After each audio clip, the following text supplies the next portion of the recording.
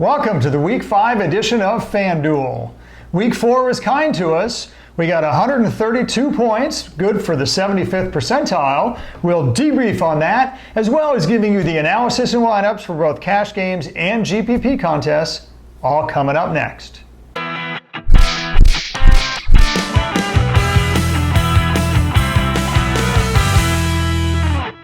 Hello everyone, I'm Gary Kurtzman. And I'm Eric Lee. We are the Fantasy Football Consultants. And Gary, it feels so good to be in the winning column finally in FanDuel. We cashed, and despite an ill-advised last-minute change to Marlon Mack, we still did really well, finishing in the 25th percentile.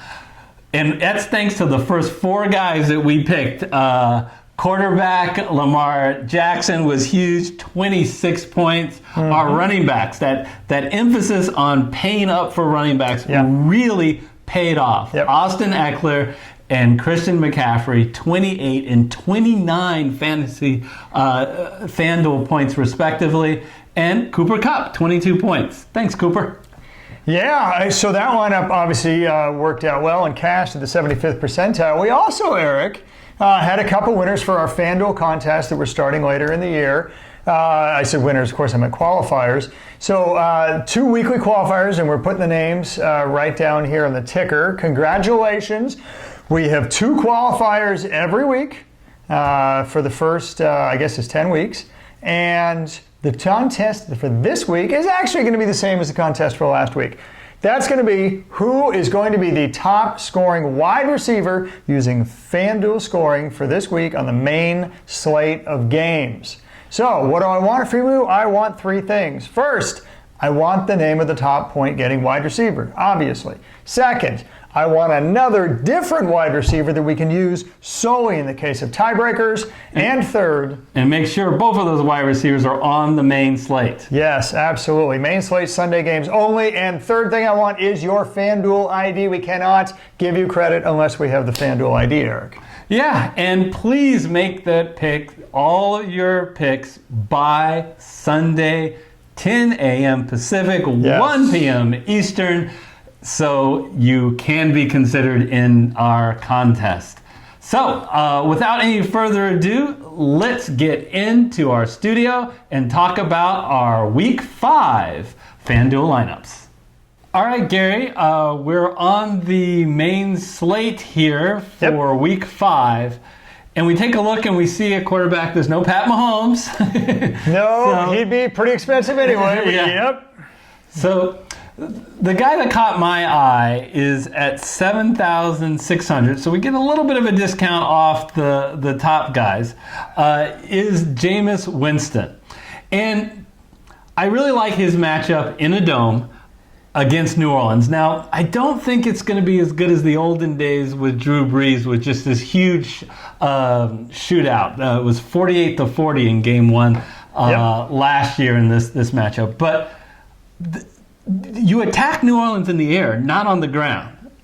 So I think that Tampa Bay is not going to be able to run the ball very effectively. They're going to do it in the air with Chris Godwin and Mike Evans. Yeah, it just fits perfectly. You don't attack New Orleans on the ground, and Tampa Bay does not have a heck of a lot of running game to begin with, so it fits perfectly. You know, you got Marshawn Lattimore, but that's it. It really starts and ends with him. Yeah. So it turns out to be a great matchup for Tampa Bay. We like I love that the value here. Big 31 in opponent rank against QBs. So that'll set the tone for our lineup. Where are we going to go at running back? Traditionally, Gary, we have wanted to pay up at running back because those are the guys, if they're in the right matchup, will pay off on their value at a higher consistency. Is there any change this week? Certainly no change to the philosophy, right? Quarterbacks don't achieve expected value as consistently as other positions. Running back achieve expected fantasy point value more than any other position. So if you're going to pay up for running back. And when I say up, I mean up. Like up. Like number 1, spoiler alert, maybe number 2 as well. Let's start with Christian McCaffrey. And this guy's like a fantasy machine, Eric. If you're going to a pub and you wanted your friends to buy beer, just ask them the question, can you name the player in the NFL that is the highest share of their team's total offense this year? The answer, of course, is Christian McCaffrey. He's never off the field, Eric. He's literally never off the field. I love that about him. He's the highest fantasy point running back in all of football, and he does it with the highest share of his team's offense. What's amazing Can't replicate is that. After 4 weeks, total yards, not just rushing, but adding rushing and receiving, Christian McCaffrey is on pace to have a record-breaking year. All the years of the NFL, if he continues on this pace, he will have the highest total yards ever by a running back or a wide receiver. Yeah, and Carolina's not a bad team to do it. Don't be too fooled by this sixth. What that would amount to is essentially the sixth worst matchup to running backs. Because, look, for Carolina, they're very difficult to pass on, but that. Okay, they're very difficult to pass on, but I should stop there. But except for pass-catching running backs. They got Luke Kuechly in the linebacker core, but for some reason, running backs seem to have a huge amount of success in Carolina in just catching the 3 or 4 yard dump-offs over the middle. Sooner or later, and Christian McCaffrey is virtually guaranteed to get 5 or 6 of those, at least in this game. He is bound to break 1 or 2 of them, Eric, and that's really all it takes of McCaffrey. It's actually a good matchup and for it fits with the Carolina offense under Kyle Allen. Shorter passes, more reliance on the running game, and no vulturing the 1 yard plunges, as Cam Newton used to do. Exactly. So let's go ahead and pick Christian McCaffrey. But Eric, the same theory applies, and for basically the same reasons. I think we both really like Ezekiel Elliott. Yeah. He's another top 5 on a per game basis, top 5 fantasy running back, and he's only getting better. Remember, a little bit of a slower start in week 1 because of the holdout. Green Bay is another one of those teams surprisingly difficult to pass against. They've actually been a pretty easy defense rush or pass in previous years. They shored up the passing game. Look at that 30th opponent rank. They're the team that you want to face if you're a rushing running back. Now, I know Zeke also catches passes out of the backfield, but I predict most of his yards are going to be on the ground. He should get well over 100 yards against Green Bay because other far lesser running backs have been able to do that, and that is where Dallas's focal point of his offense is. Make no mistake, with his great offensive line and himself having such a great talent, Zeke Elliott is a really good fantasy back. And he hasn't broken out yet. It's coming. He's getting the opportunities. Last 3 games, 25 touches, 22 touches, 25 touches. I think this is the week that we can see a big game from Elliott.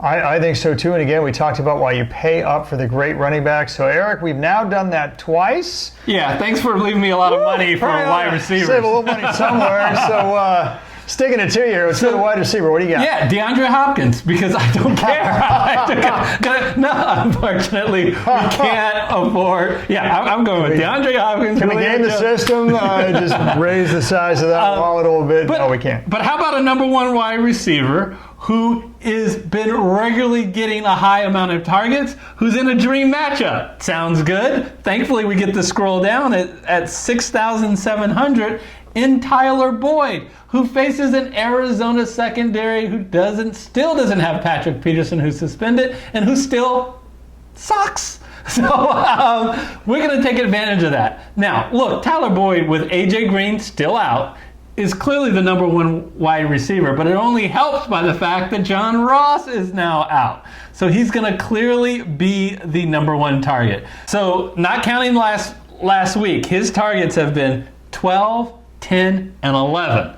So that's only, I see that as a floor with John Ross out and going against the Arizona defense. Yeah, I mean, really, without Green and without Ross, Boyd and Ouden are getting all the catches, and I'd much rather invest in Boyd. So we got one number 1 wide receiver in a favorable matchup. My challenge to you, Gary, is give me another number 1 wide receiver on his team in a favorable matchup who also may be benefiting from another wide receiver being out. Well, I'm going to scroll down here a little bit, but what I'm not going to do is get off of this game. I like this game a lot. I am going to scroll down on the other side of the field. You're going to see Larry Fitzgerald. Why do we like Larry Fitzgerald? He's a wide receiver 1 on the Arizona Cardinals, and you're only paying $5,800, which is a hell of a value for wide receiver 1. The number 2 thing I like about him is no Christian Kirk. No Christian Kirk. So Fitz already gets a third of the pass catching targets on that team. That is only likely to shoot up, even if it just goes from, say, a third up to 40%, a relatively small increment. Eric, a 40% pass catching share on a team that's going to have to pass a lot because it's perennially behind against a bad secondary with Cincinnati that doesn't have a good pass rush to speak of to get to the quarterback and only pay $5,800? Eric, I will take that every day and twice on Sundays. I think this is a hell of a value. All right, so we will go there. And our last wide receiver is once again a number one wide receiver, but full disclosure, he has struggled over the last 2 weeks.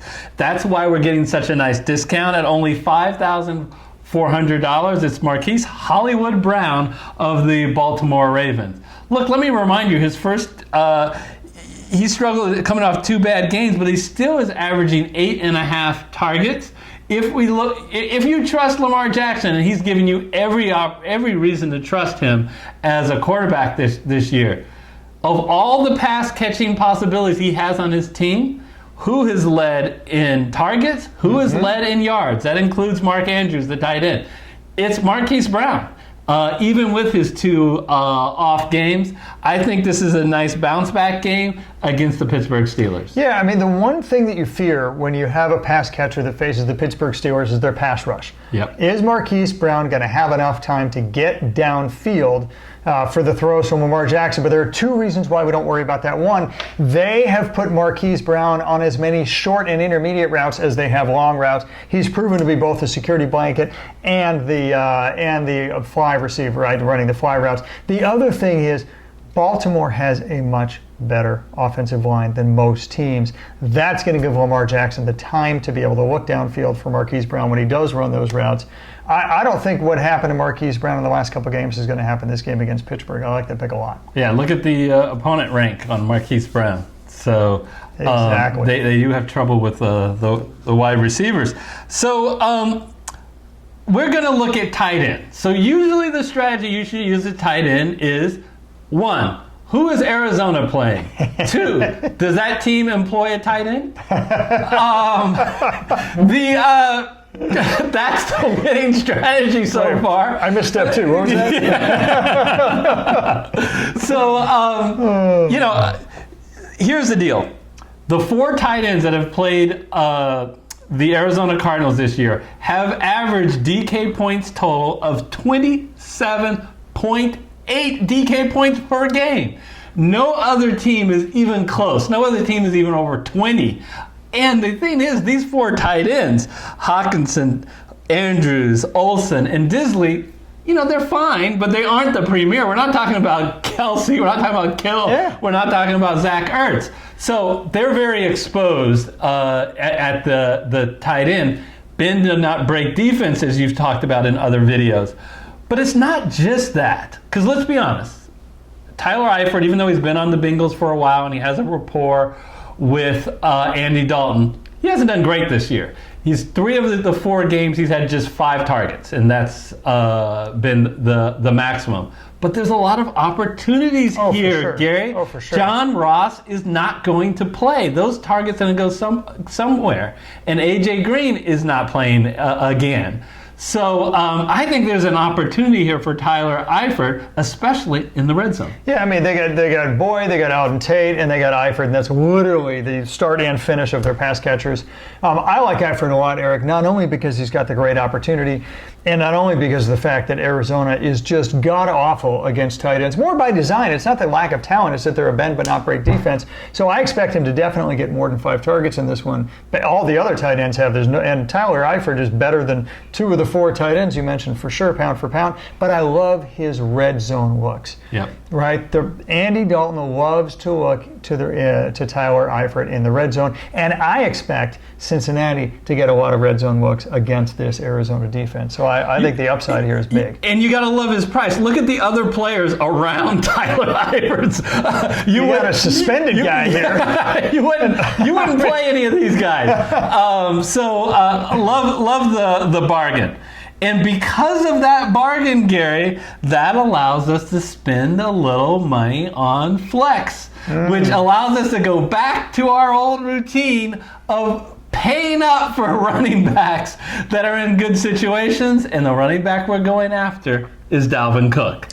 Absolutely. At 8,200, I don't think I need to tell you guys, if you're watching this video, you know Dalvin Cook has had a sensational year. 2 big games. In fact, 3 out of the 4 games, he's gone over 100 yards. He even exposed the Chicago Bear defense. He's been so good. And Minnesota wants to run the ball. They want to run the ball so bad that Adam Thielen has been whining about his opportunities. But they're facing the New York Giants. The Giants can be exposed in the air and on the ground. So I am really looking forward. And when I talk about the air, I don't mean just Thielen. I also mean that Dalvin Cook, because he's been averaging 4 catches a game. So he can get you on the rushing yards as well as the pass. And you know he's going to get the volume, because the lines makers think, you and I think, everybody thinks that Minnesota's going to get up on the Giants. And what do you do when you get up on the Giants? You run the ball, and then you run the ball some more with an offensive coordinator offensive coordinator who has been told by the head coach, who was hired because the owner said, I want to run the ball more. Everybody knows the paycheck is depending on Dalvin Cook running the ball. That's why he's the NFL's leading rusher, and that's why he's going to have a big game against the New York Giants. I love this opportunity a lot with Dalvin Cook. He's well worth the price. All right, so that leaves us $3,800 for a defense. And what's typical of us is we usually don't pay up for one of the big defense because of the volatility of defense. Yeah. But Gary, I'm a little excited of what we can get at just $3,700, the Arizona Cardinals. Now, it may surprise you. You say, hey, what gives? You put Tyler Eifert and Tyler Boyd, the 2 Tylers, against the defense you're playing.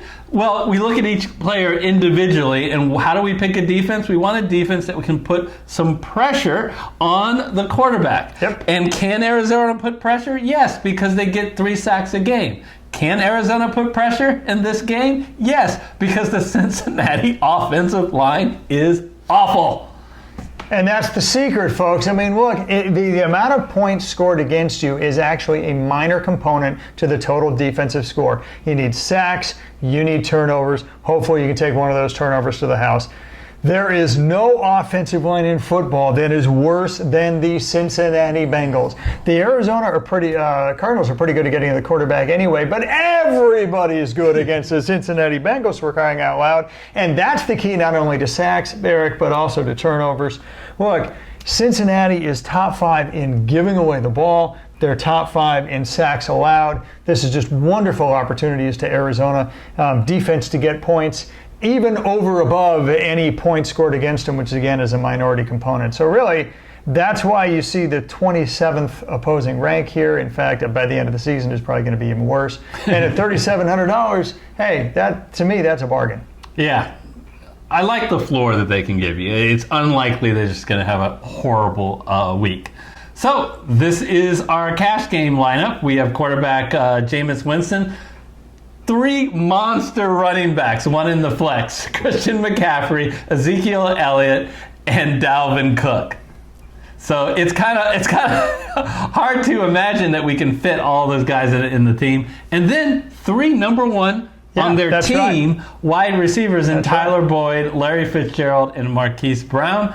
Tyler Eifert as the value tight end, and the Arizona defense. Yeah, the thing I like about all these picks is a high floor, 1 and all, and that's what you want in a cash lineup, are guys and a total lineup with a high floor. I think we got it. We got some big hitters, and we got some great value players.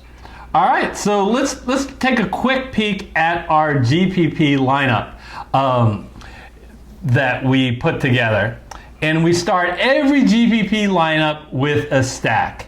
And Gary, I decided to attack New Orleans. Remember, New Orleans does a good job on the ground, not so good on the pass, but they do have Marshawn Lattimore. So I am putting my faith in the Jameis Winston Goodwin stack, and I am going to throw on the other side of that stack Michael Thomas. So I am betting on a real high-scoring game here. Yeah, and we talk about that in our DFS Master Class series. There's the most powerful stack in GPP is a quarterback with his own wide receiver one. But Eric, the second most powerful stack is a quarterback with the opposing team's wide receiver one, and you've got both of the stacks in there. Yeah, and at running back, we've already talked about Dalvin Cook. Same reasons I like him in GPP as for cash.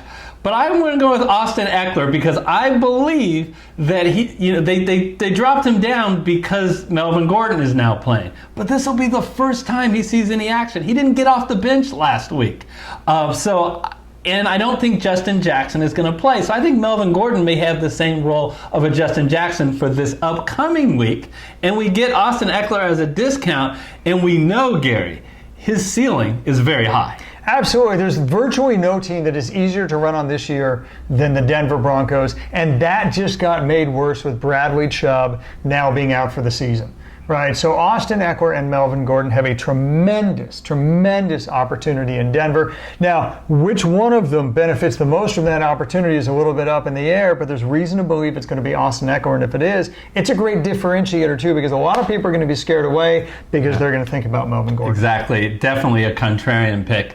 And wide receiver, the one that we didn't talk about, we're looking for a guy for the high ceiling, and that is definitely Will Fuller. Look, he hasn't been great this year, but I would argue Deshaun Watson hasn't been great this year to Will Fuller because he has been open on a couple of big plays that would have ended in a touchdown, and he's just overthrown him. So Will Fuller's playing. He's playing on 91% of the snaps. Yeah. So it's not like he's not playing and getting these opportunities. They just need to connect. And all you need is one or two connections, and you get a huge day out of Will Fuller. Yeah, especially with that price. He's a hell of a bargain because he started slow, but he also gets the targets. Right. I mean, he his floor is 5 targets a game. Obviously, his ceiling is higher than that. And you're right. Don't forget last year. Will Fuller, on a percentage basis, had more touchdowns per catch than virtually any other receiver in football. Yeah. He has the opportunities. We just have a small sample size so far. Right, and Gary, you want to briefly talk about Aaron Jones and his role, especially if Jamal Williams is out. Yeah, I mean, that's the real key here is that Aaron Jones is going to get the vast majority of the carries. The free Aaron Jones